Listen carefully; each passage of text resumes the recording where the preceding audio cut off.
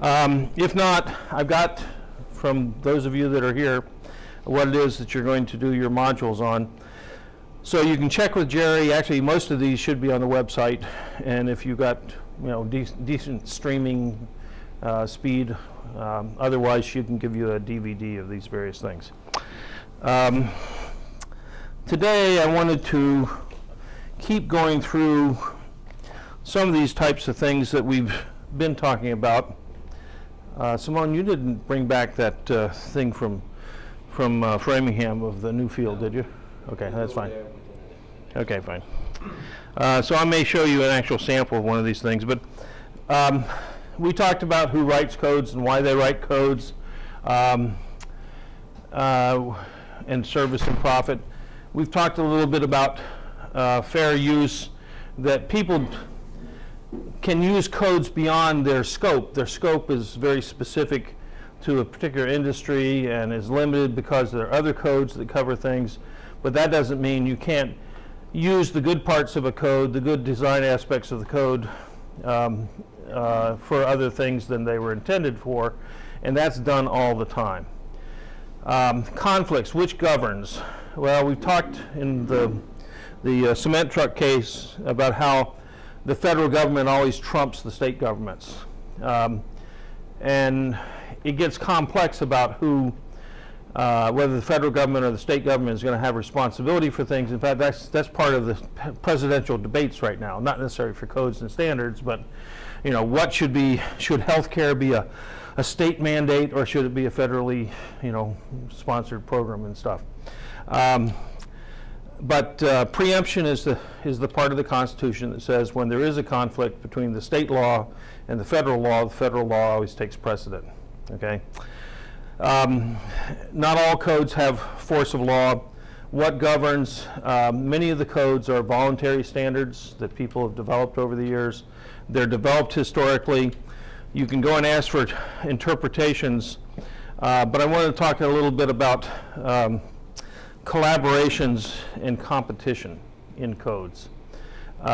It turns out, I showed you the quote from the National Bureau of Standards, if I can find it, that when they formed the National Bureau of Standards, they said in the report to Congress that there was no more valuable thing that the government could do than to essentially form the National Bureau of Standards, which would essentially write standards for industry and commerce.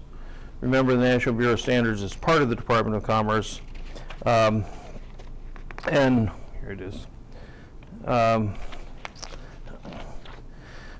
You can aid buying and selling if you have a good set of standards for people to work from. And so there are these codes and standards. There's also something called standard reference materials, which I apologize, my department head came to visit me this morning, and so I didn't get everything organized as well as I should. But here it is. The actual standard reference materials, there's a whole group of these things. If you look up reference material in Google, and then you go to the NIST website, it will talk about reference materials and standards, but the standards they're talking about are not the codes and standards we've been talking about for the last little while. They're talking about little samples. You can get a standard, which is a standard composition of a steel that you will use to analyze other steels.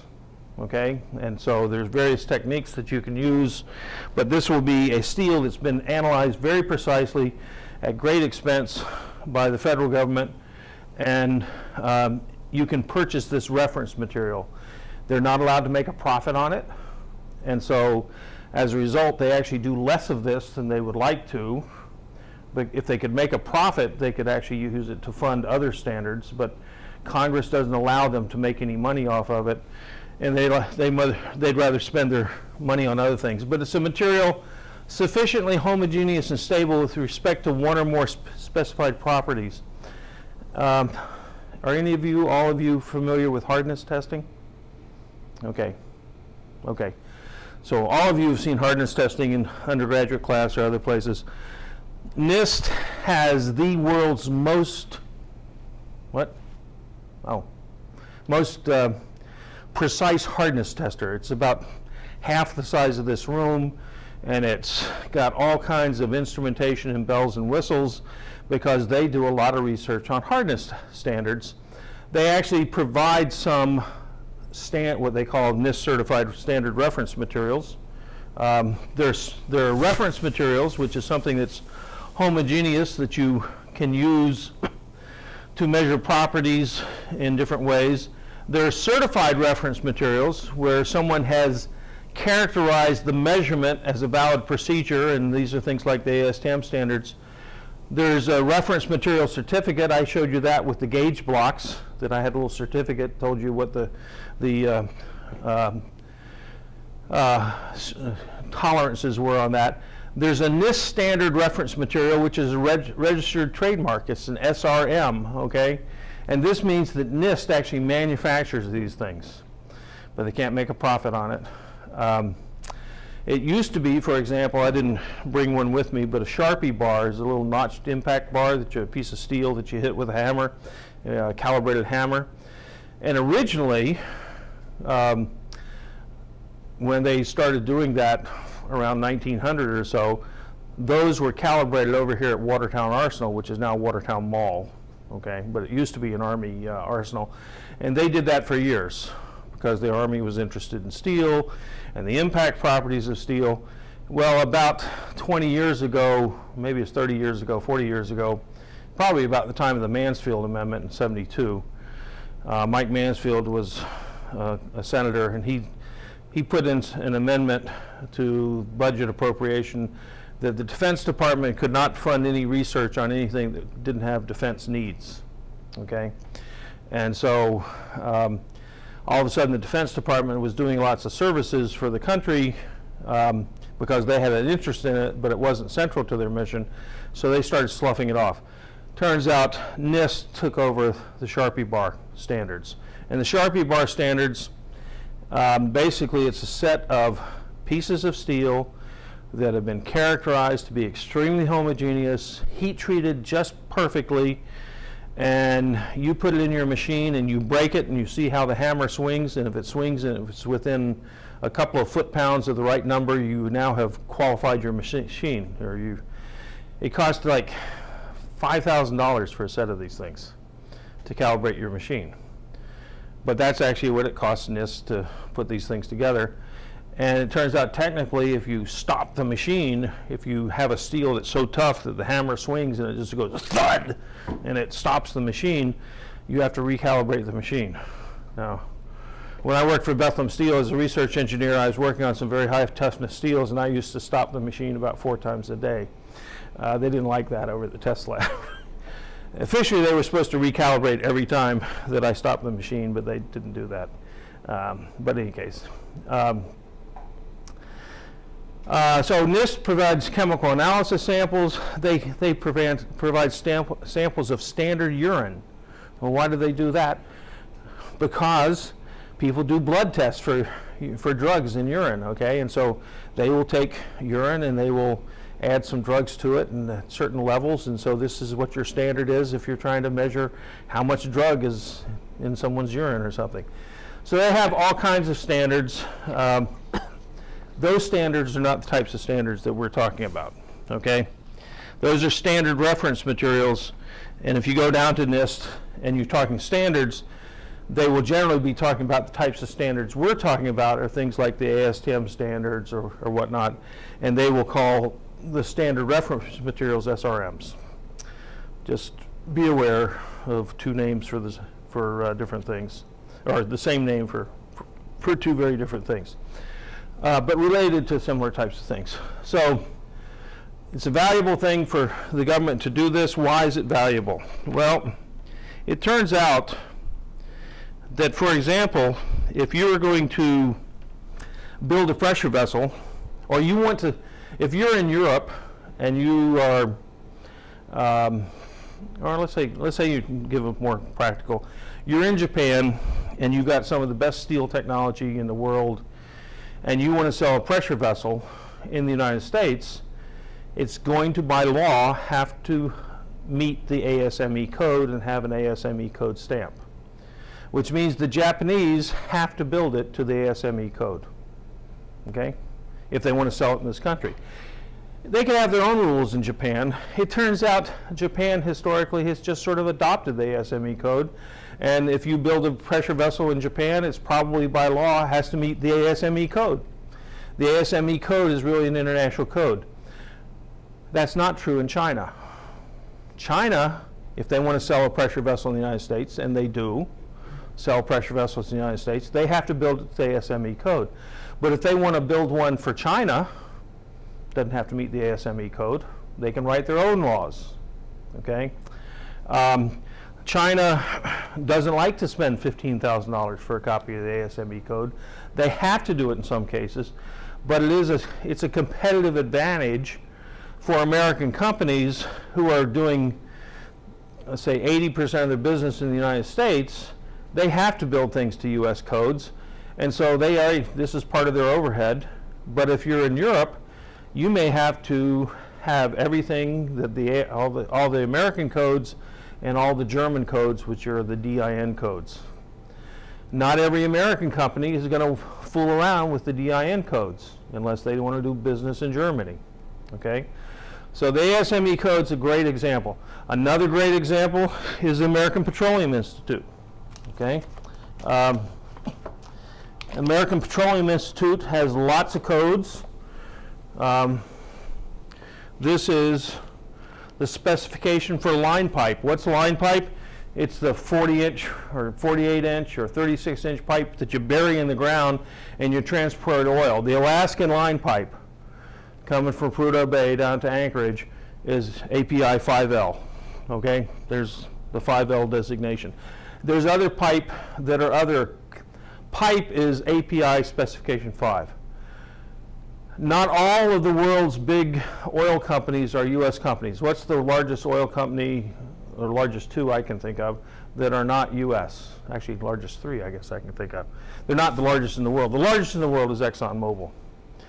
And then there's Amoco, you know, that are U.S. oil companies. But there are others. The Russian oil company, which I think may be the largest in the world now, or actually Saudi Aramco may be the largest. Okay, but it's actually an American, partially American, or used to be. Used to be. Yeah, but Aramco is an American Arabian oil company. Okay, the people have kind of lost that over the years. Originally, the Saudis, when they discovered oil, they weren't the ones drilling the hole. It was some American company who was doing worldwide exploration, and the Saudis and the Arabian American Oil Company got together, and now we just call it Saudi Aramco. But in fact, it originally was a partnership. I think it's wholly owned by the Saudis now, probably. Yeah. His grandfather works in the oil business, so. No, I agree with you. I think it is wholly owned by the Saudis, but originally it was a partnership with an American company. The Venezuelan oil company was all American owned until whoever it was nationalized it, okay, and took it away. British Petroleum is huge, Shell Oil is huge, the Russians are now huge, Saudi's huge. They're big oil companies. Total, yeah, yeah, it's Total. In English it's Total, in French it's Total. And there's an Indian, not Indian, Italian one, okay? In any case, there are big oil companies around the world, but it turns out there are a lot of Gulf, Mobil, Exxon, Amoco, anyway, a lot of big American oil companies and the big oil business, John D. Rockefeller and things like that, they were mostly American firms, and so the American Petroleum Institute controls most of the world's oil business, even in places like China to a certain extent. And their specifications control lots of these things. The welding specification is API 1104, and it's similar to the ASME Section 9 in many ways, but it's written specifically for pipes, okay? but a lot of the ways that you'd inspect and do X-ray and ultrasonic and everything else are very similar to what you'd see in the structural welding code or the ASME code, but there are differences.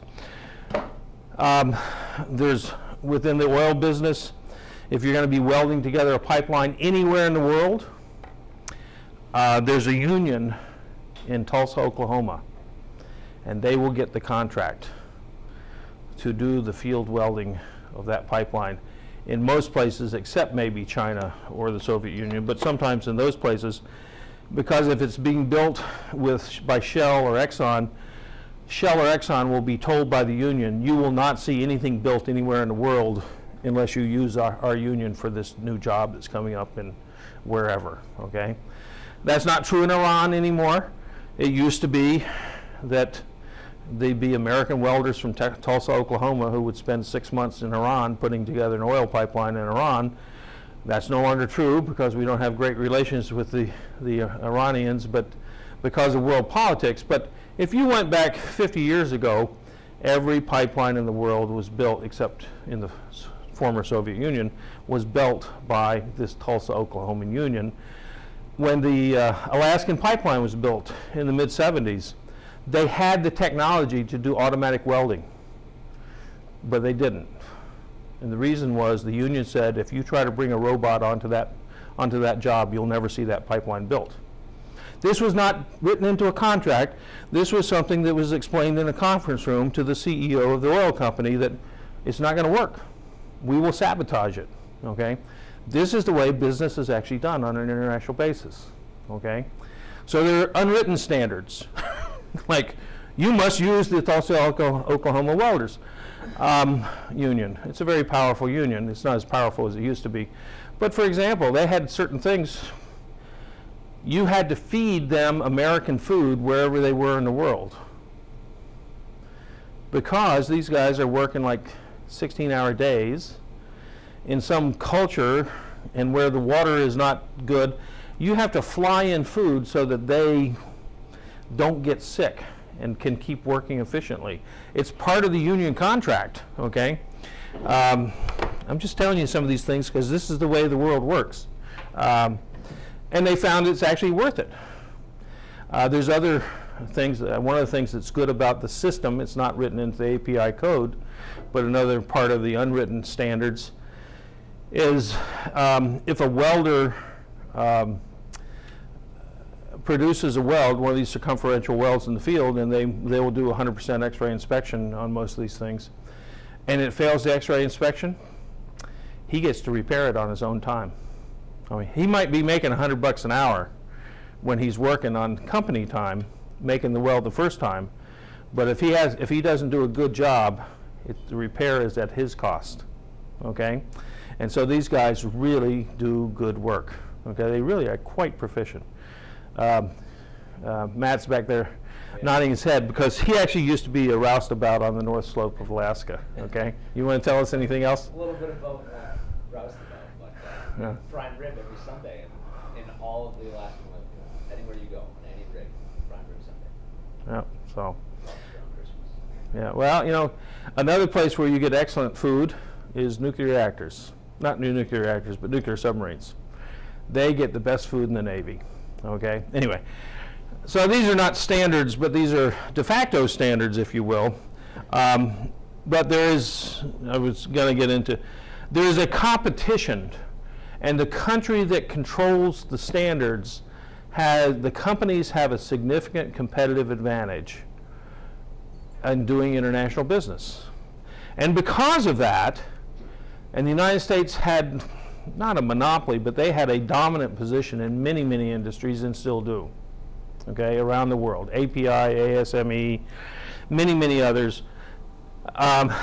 The American National Standards Institute is an institute that collects standards from a bunch of other societies and will name them an American National Standard after their procedure. They don't develop the standards, but they will essentially list the standards and make them available for sale. But it's a way to promote American business and American standards as the standard for doing commerce internationally. Well, if you were a European, you wouldn't be all that pleased with that, right? And if you're Japanese, you wouldn't be that pleased with it. The Japanese have JIS, Japanese Industrial Standard, I think is what it stands for.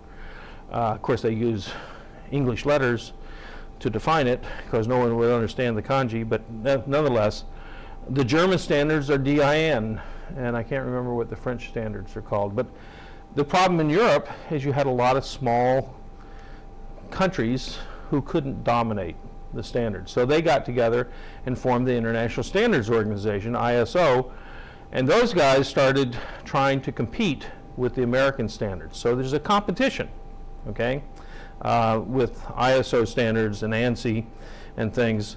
Has anyone, name an ISO standard? 9,000. That's the one people usually get. What is ISO 9,000?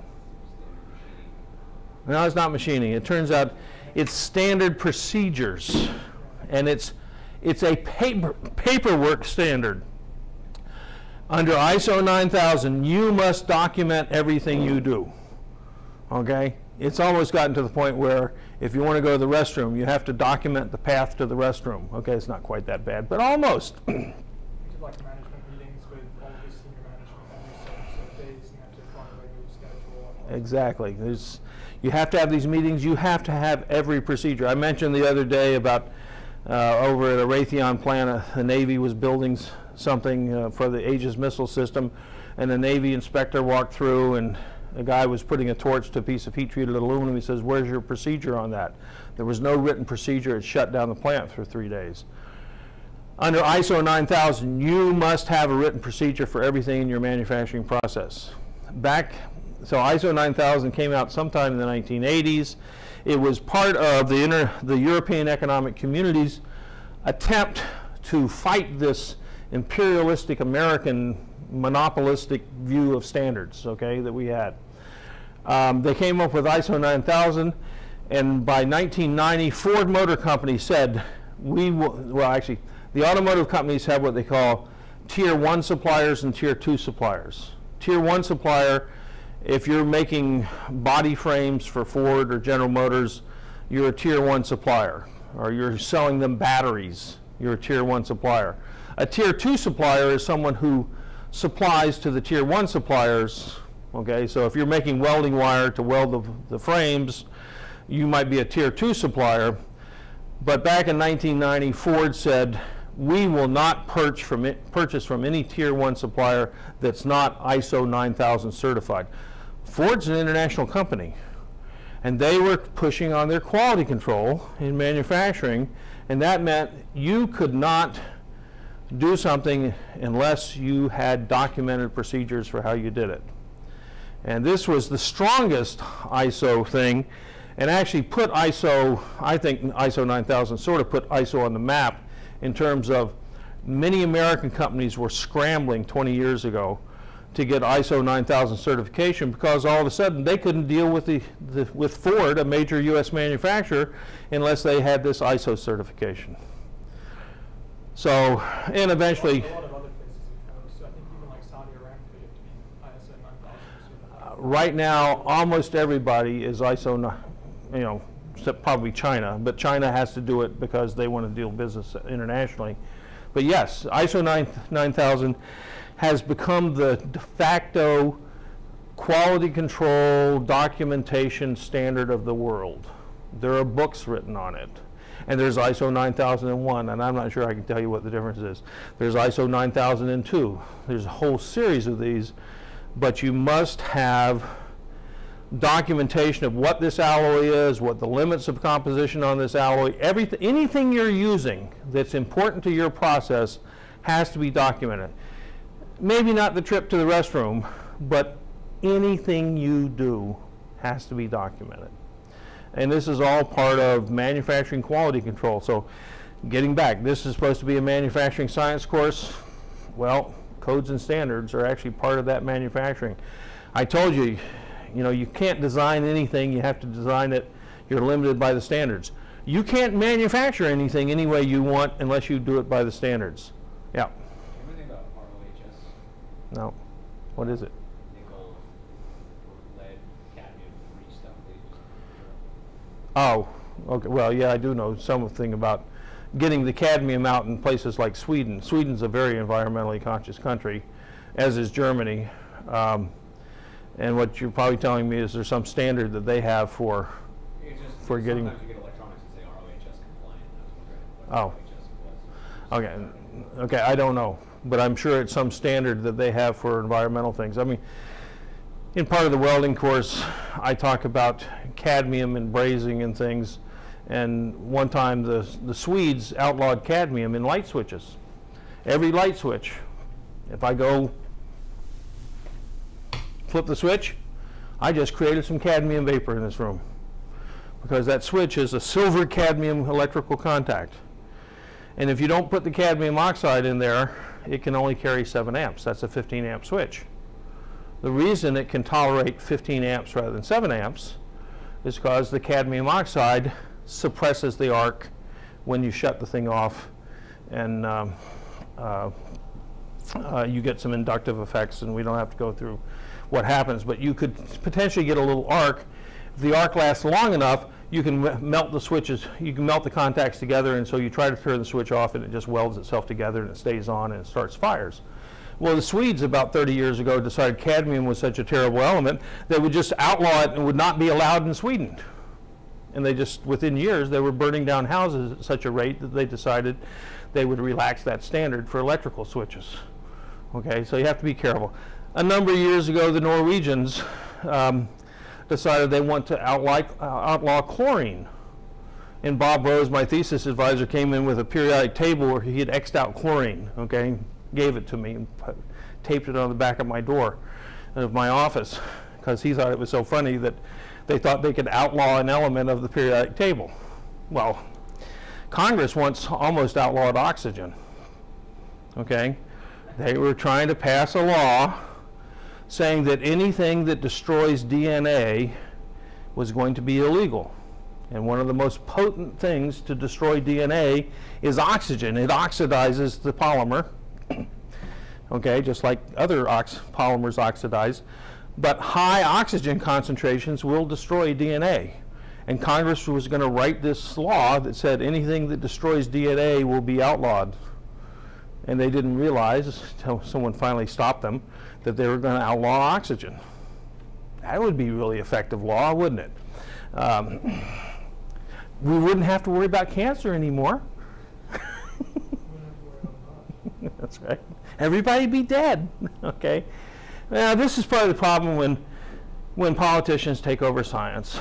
But in any case, there are at the same time good collaborations among the standard writing bodies internationally, but there is also a healthy competition that's going on, and you should be aware of that. And it all gets down to competitive advantage. The collaborations, we talked about the collaborations early on when I talked about limits of precision. The French have the standard kilogram, okay? The British National Laboratory and NIST and the French laboratory are the 3 places in the world that really are trying to push the limits of the 7 standard fundamental constants: mass, length, time, Coulomb, and all these other things. That is something that knows no international boundaries, okay? Having an international standard of length is valuable to everyone in the world. We are paying for that, along with the British and the French. No one else is collaborating with us on that. To a certain extent, we're doing it because we've been doing it. We've been a rich country, but to a certain extent, we want to call the shots, okay? And we don't want to get this thing into a political thing where everybody starts debating or competing to have their definition of the meter, okay? It's sort of dysfunctional.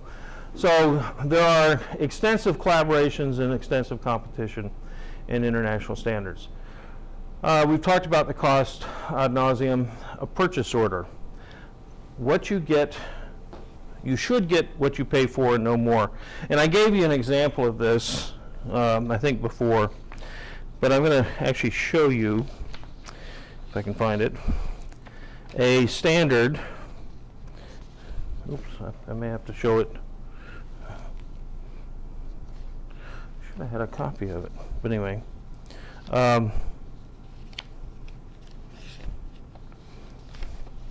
I'm sure I have had a copy, but nonetheless, it should be in here. Oops, that's inspection. Oh, it should be under inspection. Okay. So this is the structural welding code.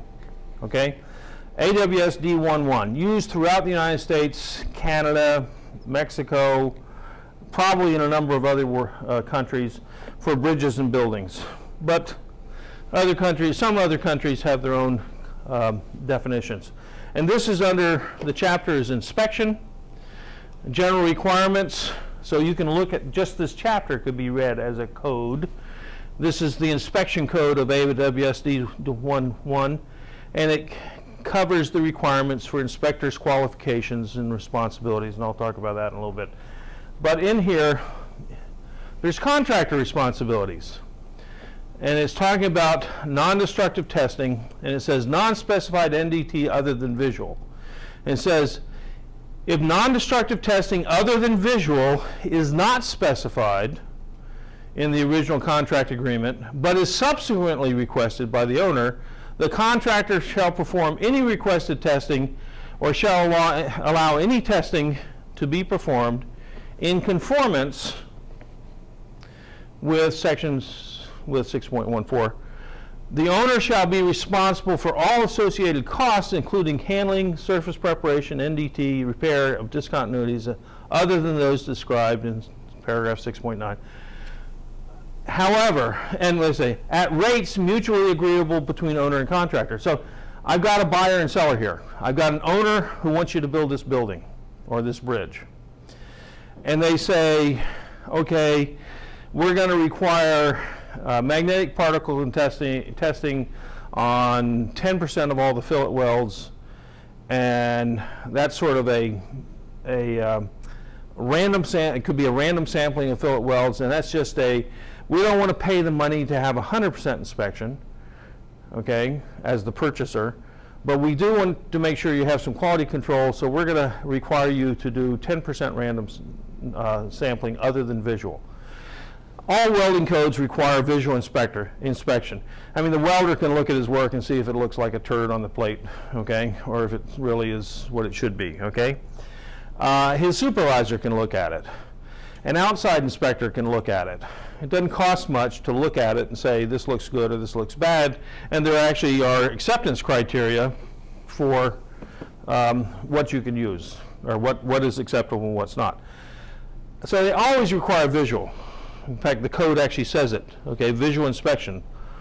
It says all welds shall be visually inspected and shall be acceptable under the criteria. It doesn't say 10% of the welds. It is a matter of the code that everything must be visually inspected, but if you want to do something that costs more than just looking at it, you've got to specify it in the contract document, the purchase document, and that will be factored into the price. So let's say someone builds a bridge or a building, and they do the 10% inspection for which the owner paid for it, and then this happens all the time. I mean, probably happens, someone gives me a call twice a year on this type of problem. One of the welds that wasn't inspected, they found a defect. And the defect may have already caused a problem, may not have caused a problem, but someone noticed it, okay, whatever. And the owner comes in and says, oh, we found a defect.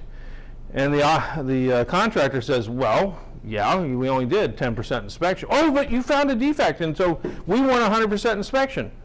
The code has seen this happen many times before, and it turns out the contractor must do 100% inspection, but at the owner's cost. This is in addition to the contract. You're asking for more than you paid for in the beginning. And typically this starts a big fight. And the owner says, oh, no, I bought 100% good welds. No, you bought welds, and statistically some welds will be good, some will be bad. And if you needed 100% inspection, you would have bought 100% inspection, and that would have given you a much higher probability of getting 100% good welds. But if you're only going to test 10% of them, you're going to have to accept the fact that if 5% of our welds have some defects in them, then if you only test 10%, you're going to still have 4.5% defective welds out there, right? Because you will have only caught 10% of the 5% that were defective, okay? But the thing is, the safety factors, which someone else will talk about, right, will hopefully take care of that, okay, that 4.5%. And we've learned historically what to do. If you go to the ASME Boiler and Pressure Vessel Code, and you look at a drawing, they have a drawing in there in Section 8 of a pressure vessel with nozzles on it and longitudinal welds and circumferential welds. And in the text, it will tell you that all the longitudinal welds must be 100% inspected under these conditions. The circumferential welds can be done 10% inspection. Why? The longitudinal welds are more critical than the circumferential welds. They're stressed at twice the level, okay? And if you learn something about safety factors and the concept of safety factors, the higher you're going to operate towards the strength, the capacity of the vessel, the more inspection you need to make sure you have nearly 100% good welds, right? So these disputes come up all the time, and the only way you can get around it is it says, however, if such testing should disclose an attempt to defraud, okay, or gross nonconformance to this code, repair work shall be done at the contractor's expense. And that's the out that allows the attorneys to run up big bills, okay? People are going to start arguing because let's say they did 10% inspection, and then they find a flaw. And then the owner says, oh, I want 100% inspection. And the contractor says, okay, I'll do that for you, or you can hire someone else to come in and do it if you don't trust us, but you got to pay for it. We're not paying for it. And so, you'll have to talk to my attorney. Okay. Well, the attorneys start talking, and now the attorneys are going to say, oh, these are so bad that this is an attempt to defraud us. Okay? Well, this is the out, and so this is the gray area. And that's where the attorneys and the experts make money and everyone else loses, okay? Yeah? One comment on that. Yeah. All of this is when the owner or the designer, the architect actually specify an acceptance criteria for the well, like AWS. Because AWS doesn't come by default. You have to ask for it. If you only ask for a quarter-inch size well, it can be pretty much anything.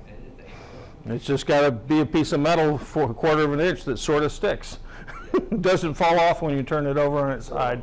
When they try to think about all the wells being perfect, there's nothing in the literature that allows to do that. I don't know any spec that requires all the sections of well to have no anomalies. That's right, but then you could get into sort of what's fair use. I asked you to make welds and you turned out something that was just nothing, okay? It wasn't a weld at all, and you're getting in, you didn't provide me with a weld. But that's where attorneys are arguing is what is a weld, and that's why I wrote a paper once on what is a weld. I did, actually, okay? But that's not the reason I wrote it. I wrote it because the American Welding Society couldn't give a decent definition of what a weld is, so I decided I'd take a shot at it. Any case. That's in one of the other lectures. In any case, you should get what you pay for, but what do we mean by should? One of the advantages of having a standard, just as Dr. Belmar just stated, if in your purchase order you say that the welds will be made to AWS D11, you just called out a 1-inch thick document. Okay, and all the details in here are now by reference part of your contract. Okay? And so you saved yourself a lot of verbiage in your contract by just specifying AWS D11, but you really should say 2010 edition, because 2008 edition is not exactly the same. And if you happen to hit one of these things where it's changed, well, what is it that you should have gotten? Okay? So far as that goes. So the standards are constantly moving. One of the problems with things of force of law up here, unfortunately, a lot of times when the state government will, or OSHA will specify that all ladders shall be built to such and such standard, and they'll put -1966, and they never go back to update it. And so all of a sudden, in 2010, we're looking at the quality of a ladder designed to 1966 specs. Is that really what we should be getting? Okay, it's best if they would just call out, and what the codes themselves do, the current edition, okay, or the edition in effect in 2007, okay? And that's why, which one was, in effect in 2007? If it's the ASME boiler and pressure vessel code, I think the new one takes effect on July 1st. So you got to say what date in 2007, okay? Believe me, there's lots of money wasted, but it puts my kids through college in trying to interpret codes and standards. And the codes and standards call out other things. The purchase order calls out a code or a standard, okay? But then which edition? And so there's all kinds of questions to these things. Okay, let's talk about a little bit about inspectors with a capital I and a little I. Chapter 6, and I could do this for the ASME code, I could do it with the API code. Different codes have different things. The one I happen to have with me right now is the AWS code. All the requirements for the inspector's qualifications and responsibilities. This is what I call the inspector with a capital I. It actually has a capital I, okay? Now, it's not always clear. If we come over here, visual inspections, all welds shall be visually inspected and shall be acceptable. Who does that visual inspector? Often it's the inspector with the little I. It could be the welder, it could be his foreman, okay, it could be the foreman supervisor. But in many codes, particularly like the ASME code, there are different types of inspectors, okay? There's inspection in contract stipulations. It can say in the contract, if you're building a ship, you're going to say the American Bureau of Shipping will be the classification society of your ship. And that means you must go and hire ABS and pay them millions of dollars to have someone on site, or maybe a team of people on site in your shipyard. Those are the capital I inspectors. And they're going to be looking over and supervising your inspection department. If you're building a military ship, the U.S. Navy sends in what they call soup ship, supervisors of the shipyard, okay? And guys who Navy officers who came back to Course 2 at MIT, Course 2N, they may have just come from a soup ship where they were taking care of the inspection functions, or they could be, when they graduate, they'll be assigned to a soup ship. Now, one case, they'll be the gopher who has to go out in the ways and look at the weld when somebody notices something. In the other case, there'll be the guy who sits in the chairs the meeting about what do we do about it, okay? There's different levels of people in these things when you get to big organizations. But in fact, they're the little I inspectors, and then they're the ones that really are the code inspectors, which are kind of what I call the capital I inspector. There's the contractor's inspection, and that is basically a test during assembly, welding, after welding, and it's basically what's done by the employees of the contractor, okay? It's the welder looking at the weld. He can tell if he made a good weld, if it looks good or not. There's the verification inspection. The owner or someone he hires or someone he asks the contractor to hire, an independent party like the American Bureau of Shipping, like a local test lab. There are test labs in Boston. You can go and hire them and they will go on site. If you're building a bridge for the state of Massachusetts, they will go out and they will x-ray the welds in the middle of the night when no one's around, because otherwise you're just irradiating all the workers. And they will go do an inspection. So the owner often is, the owner may have his own people. If you're Shell Oil Company, you may send your own team in, okay? You got people who can go do that. If you're the U.S. Navy, you got your own people. They're called naval officers, okay? So they talk about inspectors' categories. Each code will go through and define what they mean by inspector, who is the inspector, who's the independent inspector, and this is my terminology. They're little I inspectors who are people who are supposed to be looking after their own work whether it's the company's work or the actual guy doing the work. And then there are the outside people who come in to do the inspection. I mentioned the National Board of Pressure Vessel Inspectors. Even after the thing's been built, every few years, 2 years or 3 years, a pressure vessel has to be inspected under state law, many states' law, because they want to make sure that it didn't corrode. Okay? I've got a thing up here at Salem Harbor right now where a big utility, they've just announced they're going to close it because it was built in the 1960s. It's 50 years old now. But about 7 or 8 years ago, they had a steam explosion. Steam came out and killed, I think, 4 guys. Okay? Why? It turns out the inspector wasn't really doing his job because it's hard to get into some of these places and inspect them. So for like 15 years running, the inspection he was supposed to do every 2 years, he always said, oh, we don't need to do it this time. Okay? And they didn't need to do it the next time. And they didn't need to do it the next time. In the meantime, the thing's corroding. Okay? And it gets thin enough that one day, when some people were about 2 stories beneath it, thing develops a steam leak. Well, this is a huge, this thing's like 10 stories tall steam generator. And when it develops a steam leak, even though the hole's only this big, it lets out enough steam that those guys probably had about 2 seconds to get out of the way.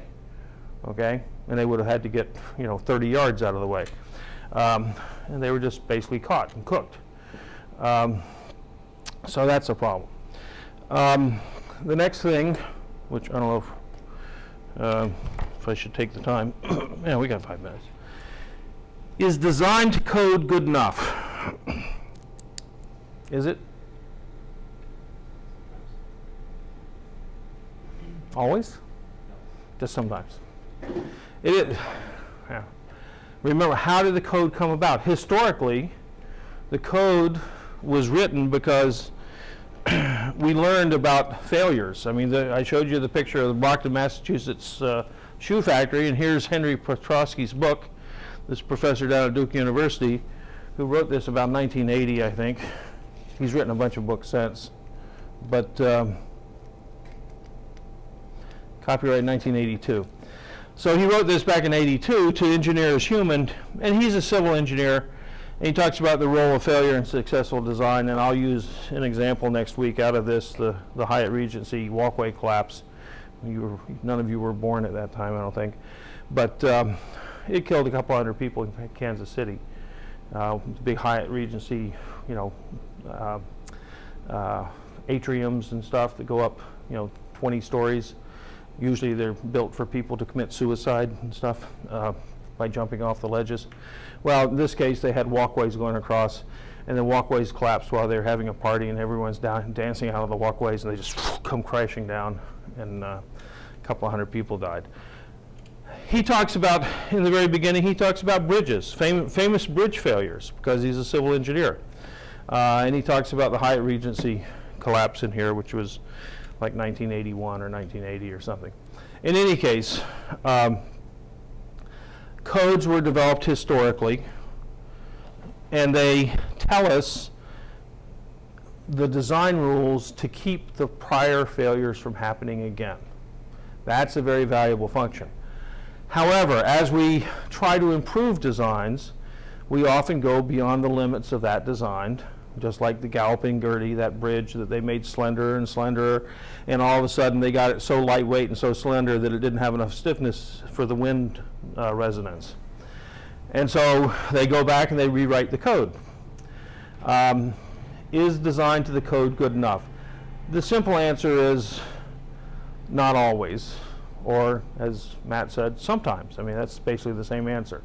And I don't think I have time to give you the example right now of this corrugated stainless steel tubing. Maybe we'll talk about that on next time I'm here is Wednesday, I guess, right? But did you have anything you wanted to say? Okay. Monday we continue where we left off. Okay. And you can cut it off.